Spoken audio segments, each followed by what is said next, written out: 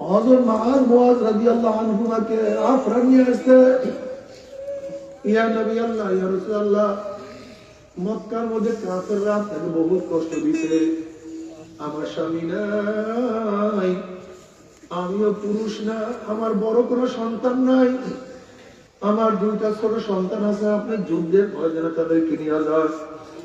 নবী আলাইহিস সালাতু ওয়াস সালাম বললেন, এদের তো এখনো যুদ্ধের বয়স হয় নাই, এরা কোনো যুদ্ধ করতে পারবে না। আপনার বলছি, ইয়া নবী আল্লাহ, ইয়া রাসূল, আমি জানি আমার সন্তান যুদ্ধ করতে পারবে না, কিন্তু আপনার উপরে যখন আঘাত আসবে, আমার সন্তান দুইটাকে ঢাল হিসেবে ব্যবহার করবে, যত আঘাত ওদের উপর থেকে যাবে, আপনার উপর আঘাত লাগবে না।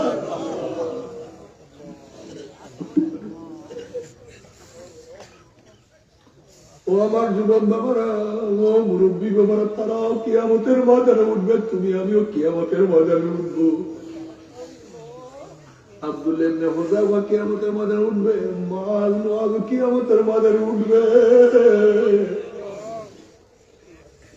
ইলমুদ্দিন কিয়ামতের ময়দানে উঠবে, তুমি আমি কিয়ামতের ময়দানে উঠবো, কি নিয়ে দাঁড়াবো?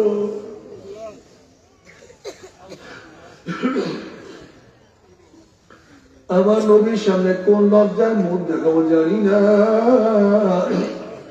বুঝে আসে না। আজকে থেকে নিয়াত করে জীবন যা কার থাক, জীবন যা কার থাক, আমি নবীর বাইরে কাউকে নেতা মানবো না। কি রাজি আছেন ইনশাআল্লাহ? তোমার নেতা আমার নেতা, আমরা সবাই নবীর সেনা। তোমার আমার নেতা বিশ্ব নবী মুস্তাফা।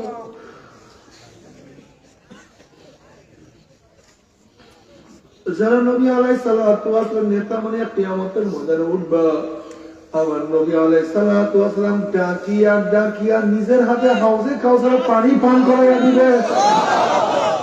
বুখারীর মধ্যে রওয়ায়াত আছে, মান শারিবা লাম ইয়াজমা আবাদা, যে ব্যক্তি এক পেয়ালা হাউজে কাউসারের পানি পান করবে, 50,000 বছরের মধ্যে আর কোনদিন পানি পাশা লাগবে না। আল্লাহ তোমার নবী আলাইহিস সালাতু ওয়াস সালাম এক পেয়ালা হাউজে কাউসারের পানি ব্যবস্থা করিয়া দিও। আমার নবী আলাইহিস সালাতু ওয়াস সালাম ফুলসিরাতের কিনারায় থাকবে, তার উম্মতরা পানি দিয়া জান্নাতে চলে যাবে, আল্লাহ কবুল করিয়া নাও।